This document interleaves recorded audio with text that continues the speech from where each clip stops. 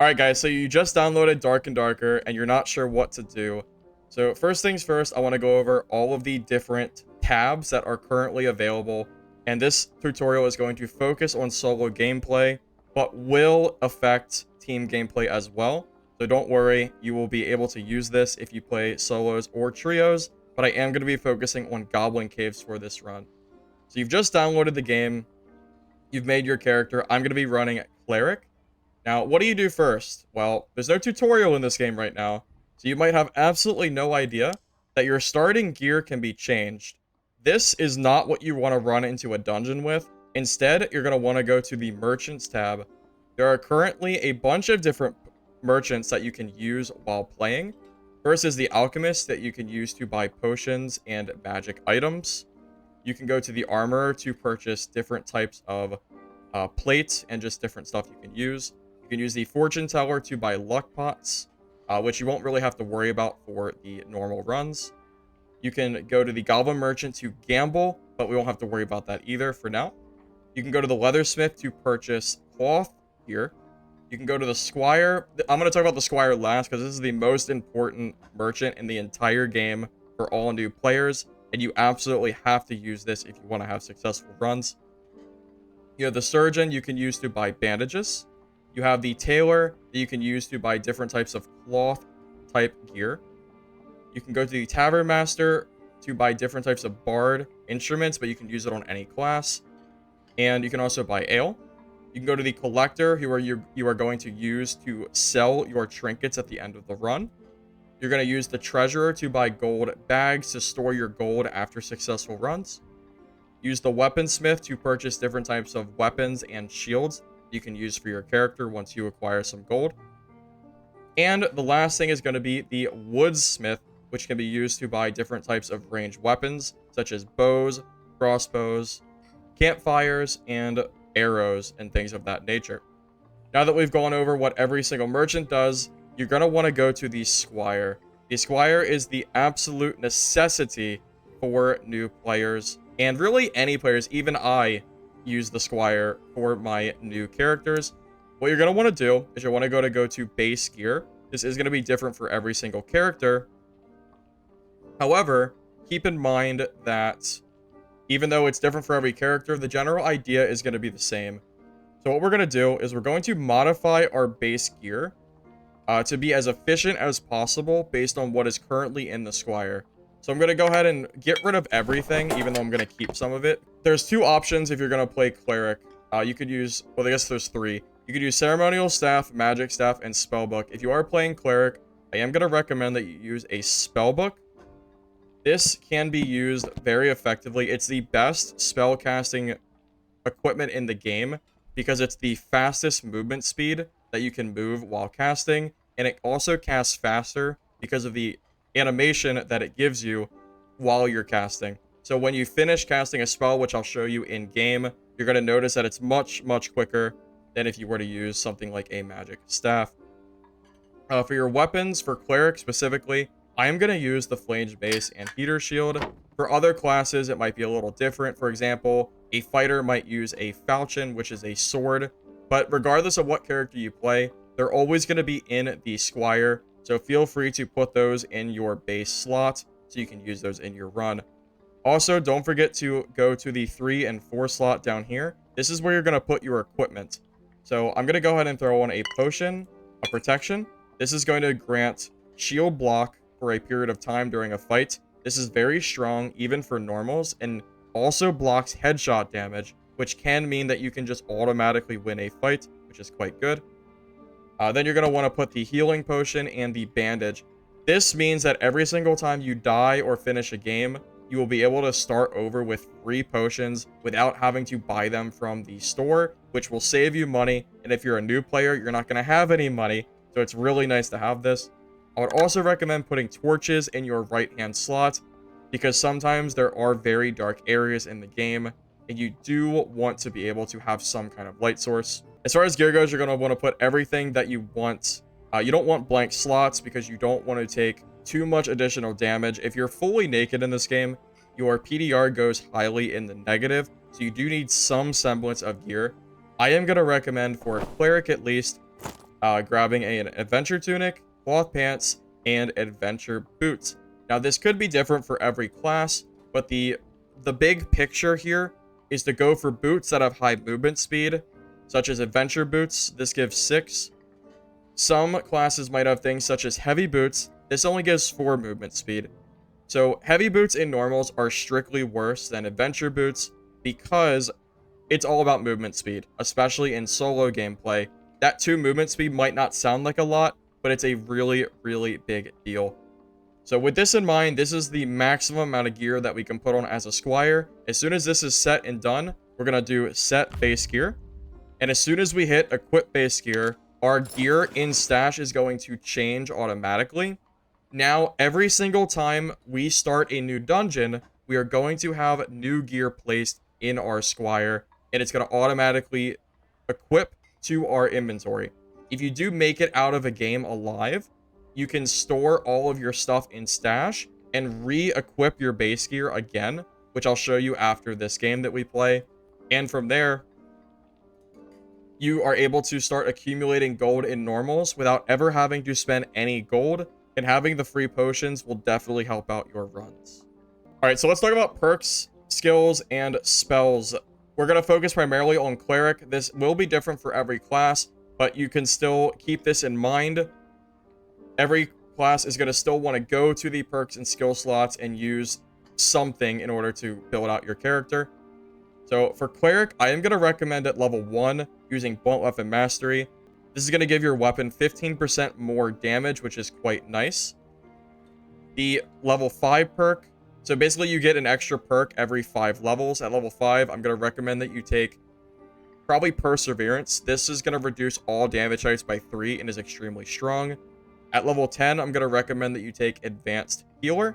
And then at level 15, I'm going to recommend that you take Protection from Evil.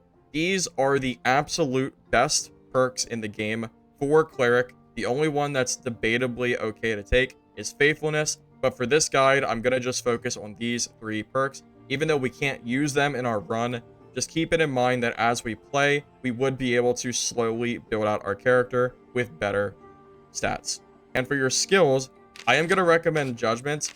There is an argument to be made that you would want to use Smite and Faithfulness instead, because these work really well together. However, from what I have found in solo play, Judgment seems generally stronger than Smite, and I'll kind of go over why while we're playing the game once we go into the dungeon. Now for your spells, this is very cut and dry. There is not really any room for changing here.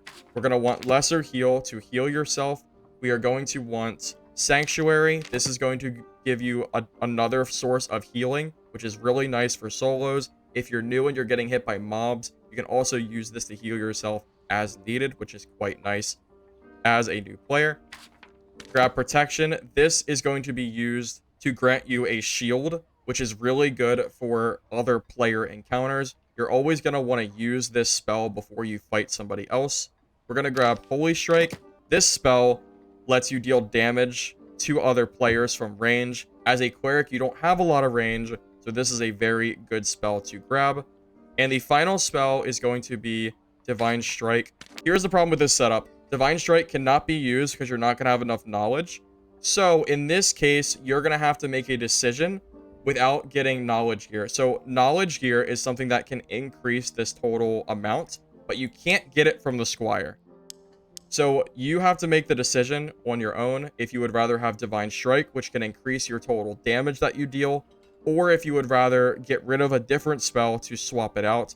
I would recommend either keeping this setup and having Divine Strike be locked away, hoping to find knowledge gear while we'll play, which I'll go over in a little bit, or you could drop Sanctuary, keep Divine Strike, and grab Bless. Even though Bless is not super great right now, it still gives you a little bit of stats. And from there, you can run everything. But to be honest with you, Bless is such a bad spell right now. It doesn't really give you very much benefit. I would say just go with this setup instead. And instead, just try to find knowledge in-game. You could also consider having Divine Strike being here instead and having no Sanctuary. That's also up to you. If you want more healing, you can keep the Sanctuary. If you want more damage, you can go for Divine Strike instead. But either way, this is the best solo cleric setup. No ifs, ands, or buts. I think this is the best setup that you can possibly use. That said, I think that is everything I want to talk about for that. There are some other tabs that I'll briefly go over. Leaderboard doesn't matter yet. It's early season, so until the season officially starts, we don't have to worry about this tab yet. Trade chat is something that as a new player, you're not going to have access to. You get access at level 20, and you can use it to trade gear with other players, but don't worry, you don't need to trade to play normals. Normals is only white common gear, and you can't really trade for that kind of gear because you're getting everything from Squire. So for our purposes, we're not going to worry about the Traders Guild. Just know that this is more of something you're going to be using for High Roller for the purposes of this video. You have Gathering Hall that you can use to try to team with other players. This is not particularly optimized right now. While you can find groups, just know it can be a little bit tough. Most players are in US East. As you'll see, most halls are pretty low pop. Customize, this is where you can get your skins and different emotes that you can buy from the shop. So I have an elf skin, frost skin, lizard skin, just different skins. Then you have stuff that you'll unlock as you play through seasons as well. Nothing too crazy here. And then, of course, you have the shop where you can buy different skins.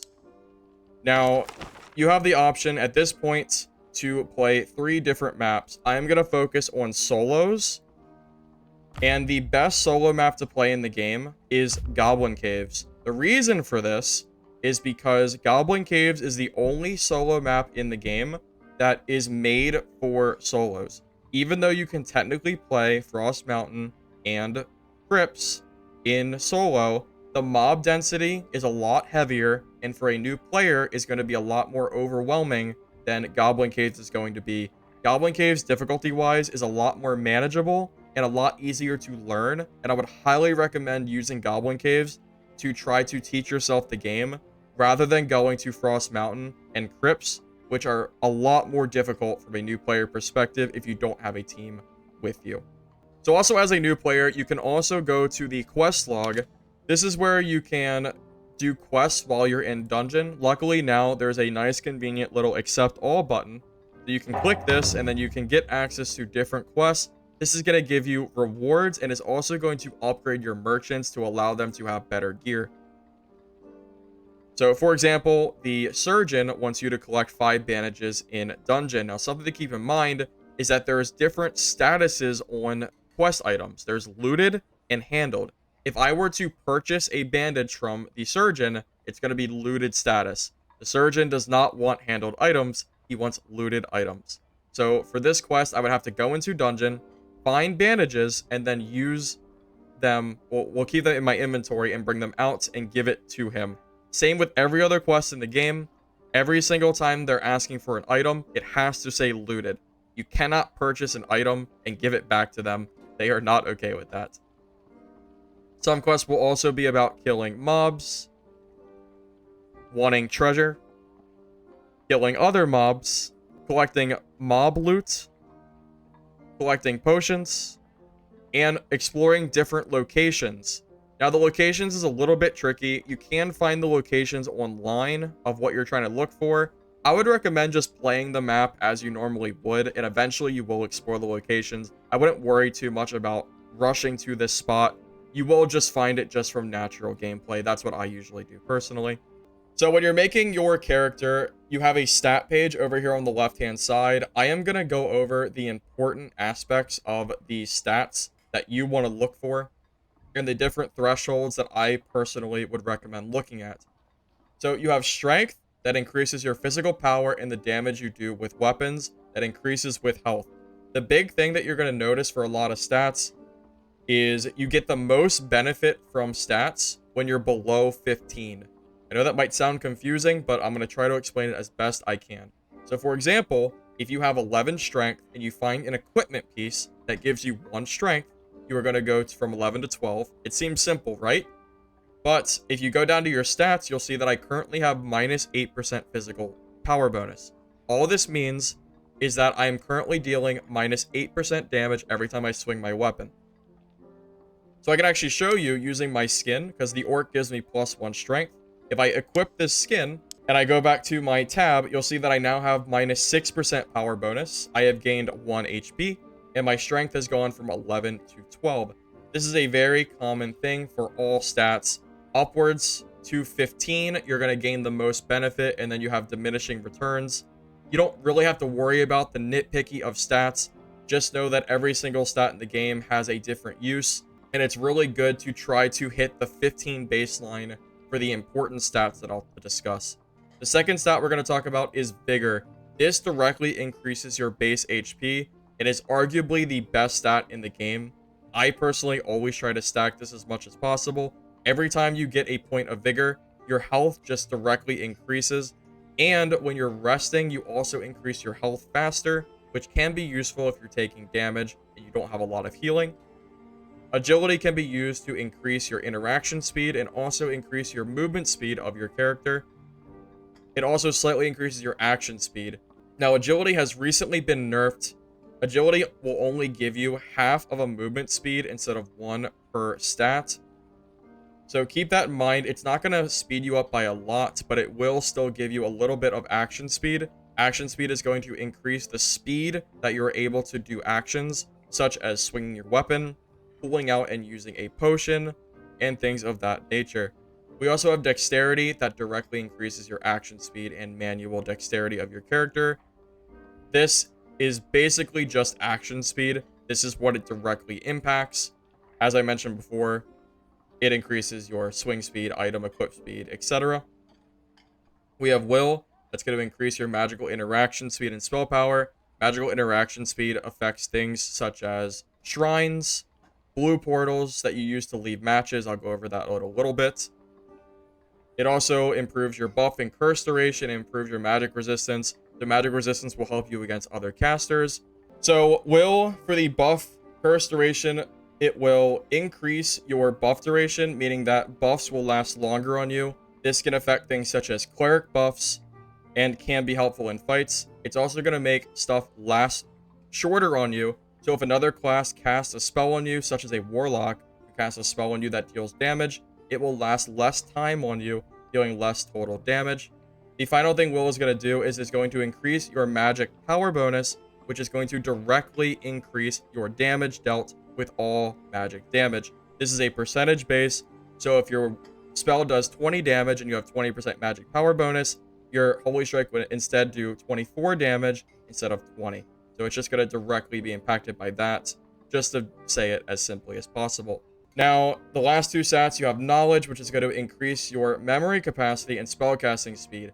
This is what directly affects what spells you can use. Every time you get Knowledge, your total knowledge cost limit increases, allowing you to use more spells. It also increases your spellcasting speed, which will directly impact how quick you can cast your spells. It's really as simple as that.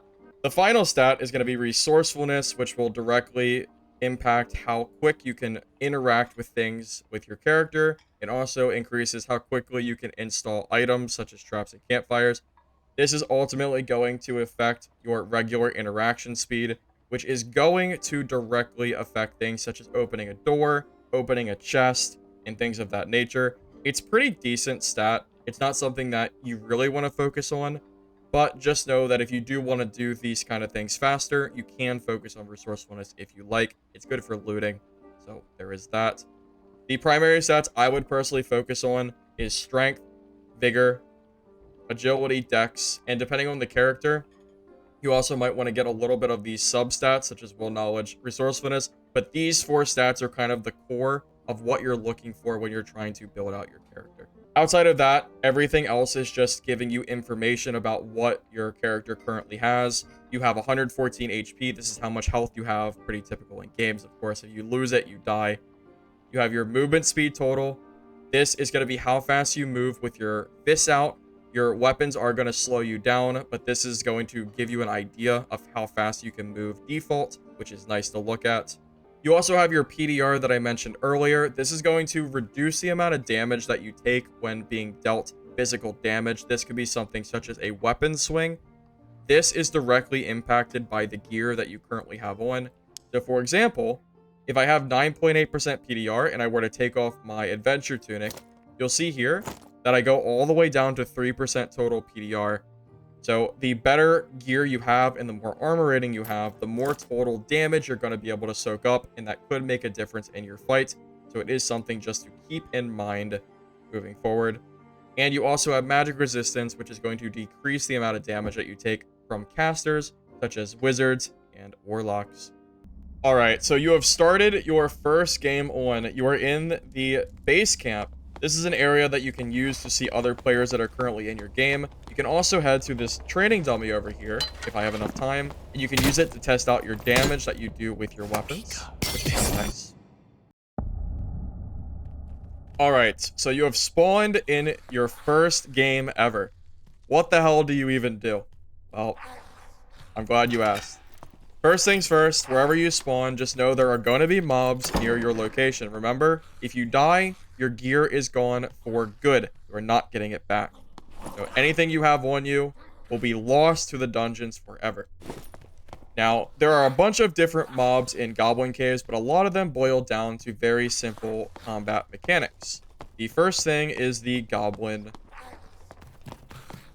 This kind of goblin with a melee attack. If you walk towards these guys, they're very simple. Almost every single melee attack goblin in the game will just kind of attack in a very basic pattern. So all you have to do to kill it is walk away and attack it once. This is a very simple way to kill pretty much every single mob in the game. Walk towards the mob, let it attack you, and then walk away from it. Don't use your S key. The S key is something that's extremely slow, and it's not something you want to use to dodge mobs. Unfortunately, we have our first fight. So as a cleric, you need to always pre-buff yourself with Protection and Divine Strike. Holy Strike can be used to deal damage to players. I would love to show you more PvE, but I'm going to have to show you this fight. So use Holy Strike to deal damage at range. Judgment can be used for range damage as well. And then once you are full buffed, you should be able to teach these barbarians a lesson. Cleric is stronger than you think in normals. You can absolutely shred people with spells. Divine Strike increases your damage by 5, and Protection is going to increase your physical damage reduction, or the amount of damage you're going to take total, by 20. You can also use Holy Strike to deal that damage at range. You're going to want to pull out your spellbook. I wanted to explain this first, but the bard kind of spawn rushed me. Spellbook is used with E in practice in order to cast spells in real time. So as you hold E, you can choose your different spells and then cast them as needed, which is kind of nice. So as you saw there in a very fast motion, you can use E and then select different spells as you go. And you use this to basically buff yourself and use it to fight different enemies. This is the basic combat of Cleric in solos and is something you're going to have to get used to. Luckily for you, it's pretty easy once you get used to it. You just have to get used to holding E while you select different spells. Your Judgment, that I should have explained earlier, that you can use in fights, is a ranged skill that can deal 25 magical damage to somebody. So you can use this to also help you in these fights. Kind of like Holy Strike does, but it's just something that you can use at range. Pressing Q is what activates that ability. So we'll go ahead and loot this barb. Looks like he didn't bring us anything. Unlucky for us. But we did get our first kill of the dungeon. Now from here, this is where I would recommend going ahead and taking a seat. This is part of solo cleric that can be a little bit rough, but it's kind of required. When you sit down, you very slowly regenerate spells. You sit down by pressing G. Now, if you have a campfire accessible, you can restore spells quicker. But if you don't have a campfire, you have to do it the old-fashioned way, which is extremely slowly. Now, that said, I would always recommend trying to have full spells after every single cleric fight. The reason for this is cleric is really strong with spells, but if you don't have any spells, you're kind of lackluster, and you're not going to really be able to defend yourself against other players. So I'm going to go ahead and get my spells back, and then we'll go back into the dungeon, and I'll start showing you how to collect loot and where to go in order to make sure you can successfully leave the dungeon alive. Alright, so now that we have all of our spells back, we are going to start doing the other part of the dungeon, which is collecting loot. and killing mobs. So let's go ahead and go into this room. Now we have our new mob, the spider. These guys are very annoying. If you kill them, here, I'll go ahead and show you. If you kill a spider, they're going to respawn at the nearest base that you find. So you'll see a spider is going to pop out of that base right now. The only way to stop spiders from spawning is to jump on top of it, which is an easy way to break the base. Hit it once or twice with your weapon, and it's gone. Now you can finish off the spiders, and they will not spawn anymore. Very, very convenient. You can also use these bases as loot. You open them up. Not all of them will have loot, but some of them will. Break these down. You can collect different treasure and miscellaneous goodies from those. You can also find chests. Chests are the best source of gear in the game, in my opinion, and can be used to get gear upgrades and things of that nature. I would recommend always swapping out your gear for something that you find that's green. Even though you cannot use green gear in dungeons, which I'll explain once we extract, it is still useful to find and use green gear because it's going to increase your survivability while you're playing. Now, I'm going to go ahead and clear this little area here and grab these chests as well. Most of the combat in this game is very, very self-explanatory. Spiders are very easy. Break the bases as quick as possible and just smack them with your weapon and they will just kind of fumble. Very, very simple. Let's go ahead and collect these other chests. Most chests are about the same. They do have different contents. My understanding of chests in general is that oak chests give you gear. Reinforced chests, I think it's jewelry and also still gives you gear. Also, lion's chest and gold chest. These are the bigger quality chests that can have better gear. If I do manage to find them, I'll show you. But just know, I would just open every chest if you find them if you're new. But oak chests can be used just to find gear more consistently to my knowledge. Now, these crates can also be used for gear. If you open these up, you will find different goodies inside.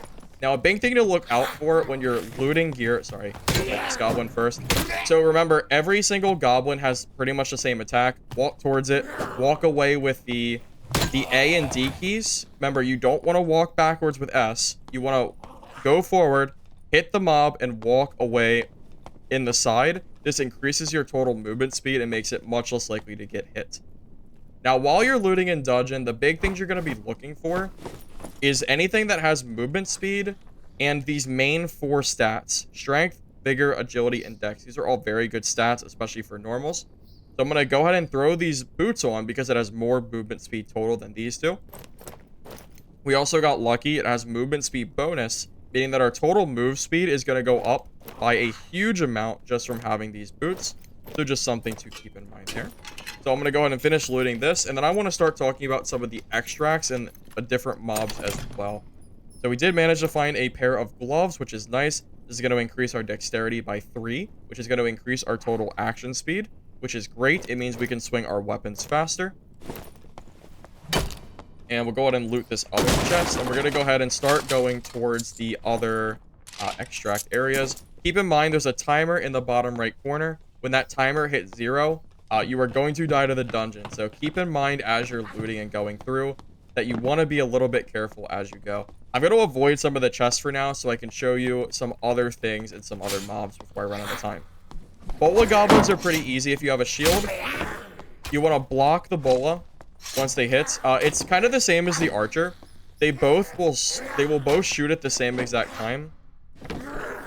As long as you use a shield between attacks, it can work. But if there's 2 at the same time, this is where I think new players are going to get stuck and they're going to have trouble. So, well, lucky the traps can also kill mobs. If you ever have multiple mobs that are shooting at you at the same time, you can use your area to your advantage to try to take less damage or try to prevent the damage from happening. Mobs are very stupid, okay? Mobs do not know that you're behind a wall. They have no idea. They are going to keep shooting at you regardless. So if you go behind a wall and mobs are shooting you, you can let them hit you or hit the wall in front, go up and smack them and kind of keep going. You can also just use your shield and then hit them every time they shoot. Bola goblins and archers are the same kind of idea. Block their attack, or when they're swinging, whether that be the goblin or the archer, you can also strafe or move left and right with A and D, and you can avoid the attack completely, Make sure you keep enough distance. If you're too close, you're going to end up getting hit from them, which is not good. Now, if you look at the mini map in the bottom right corner, you see that little staircase that's blue? This is an extract. This lets me leave the dungeon, okay? If I go up these stairs, I can leave, but I'm not going to do that yet. I want to show you some more of the map. But just know, anything that's blue on the map will let you leave. Now, right now, the dungeon is currently crumbling. It's not going to do damage to you, but it's letting you know that the time is running out. We have 5 minutes left to find an extract and leave the dungeon safely. There's also rope extracts that I will show you over here. Alright. So if I open up this room, we're going to go ahead over... You see this rope here? You can also use this rope to leave the dungeon. You would press F on it, and it will send you up the sky, and it will let you leave just like the stairs would. So keep that in mind when you're looking for extracts. They are one-time use. The rope and the stairs can only be used a single time. Now, I'm going to go ahead and show you some blue portal spawns that you can always use if the extracts are taken, that I think a lot of people don't know where they are because they're hidden. They are not currently on your mini-map for whatever reason. So there are 2 current portal spawns that I'm going to try to show you before the map ends.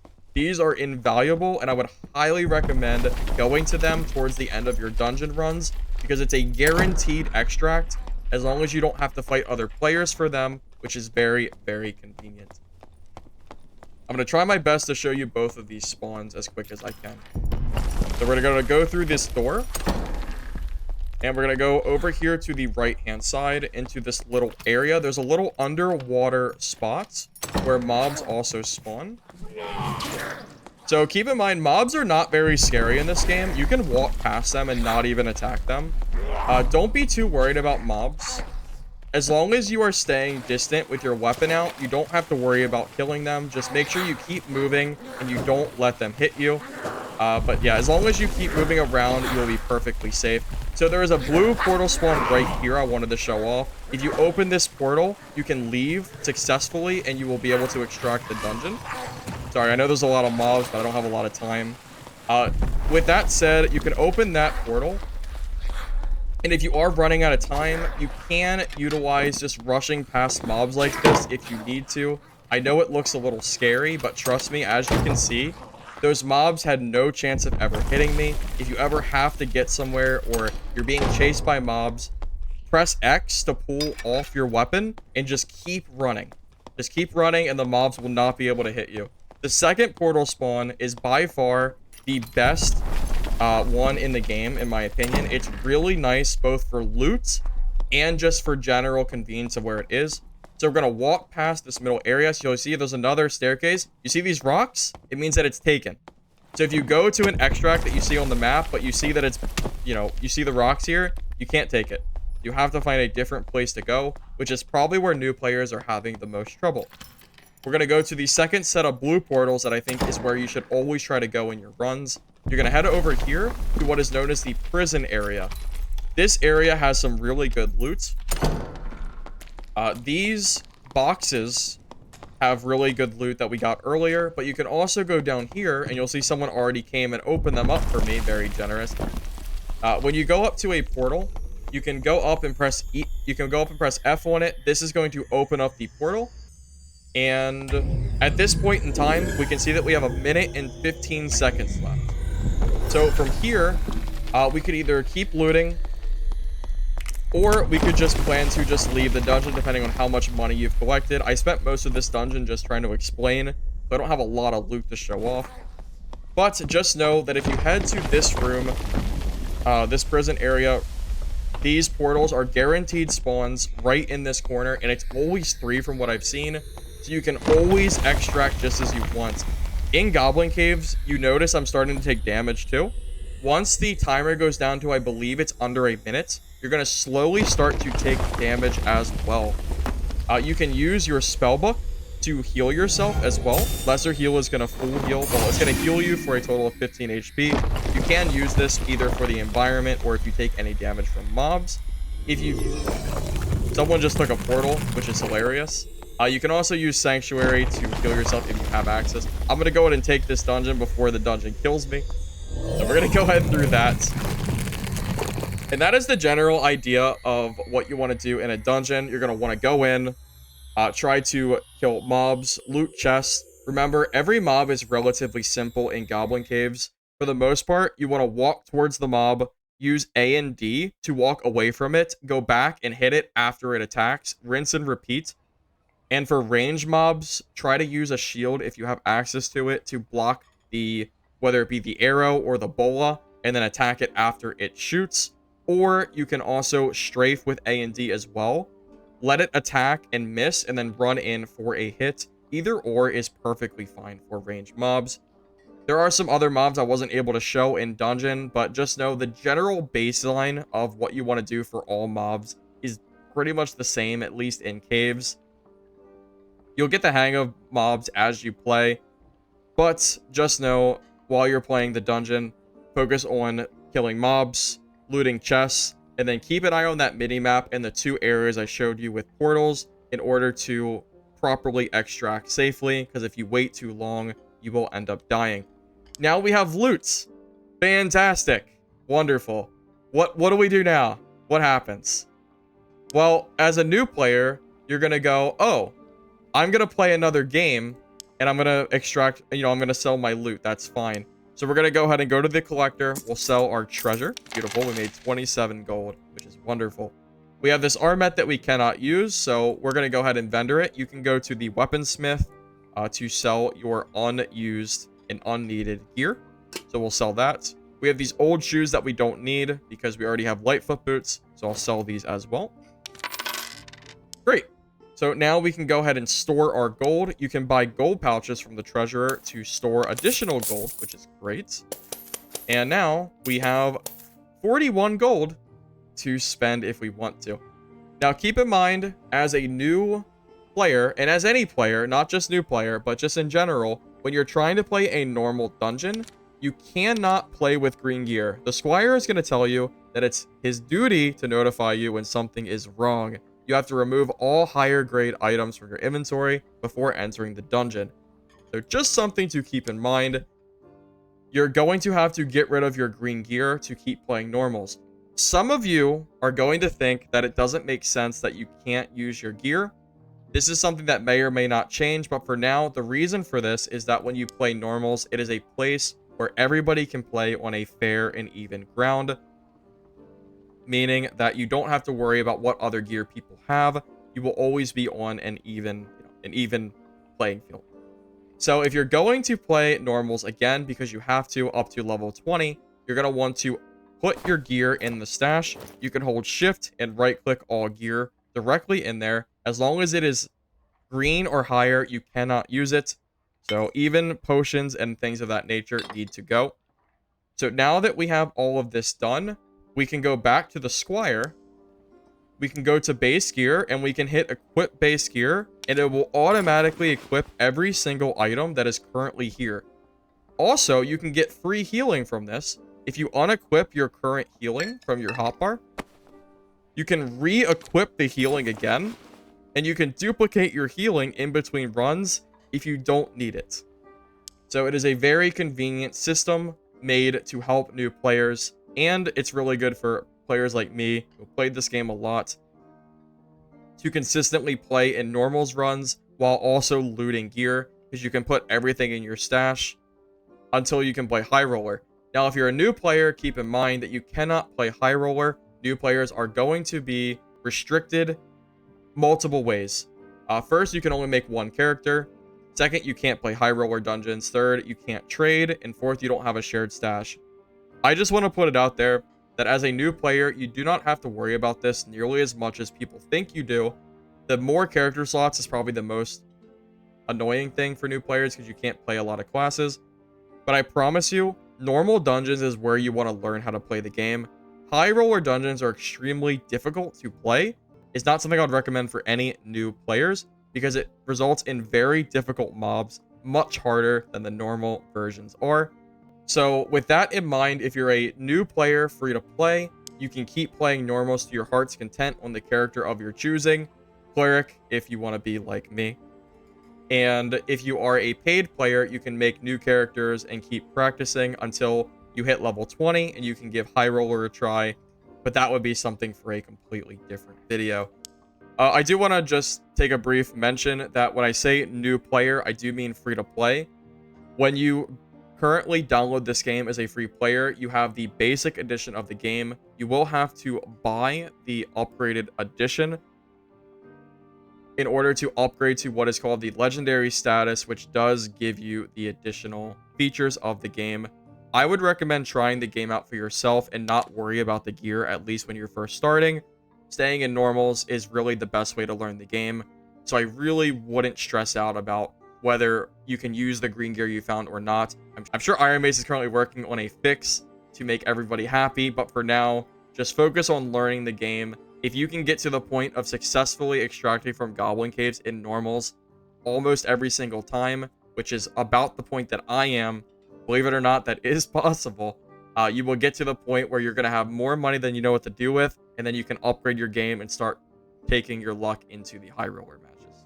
I do want to take a moment to thank you for watching this video. I did this entire tutorial live on stream. If you do want to watch content like this as it's released, feel free to follow my Twitch. The link will be in the description of this video. Please feel free to leave a like if you did find this helpful, sub for future content, and comment below what your thoughts are of this video. If there's anything I missed and you have any questions, I'll try to answer them in the comments below as best as I can.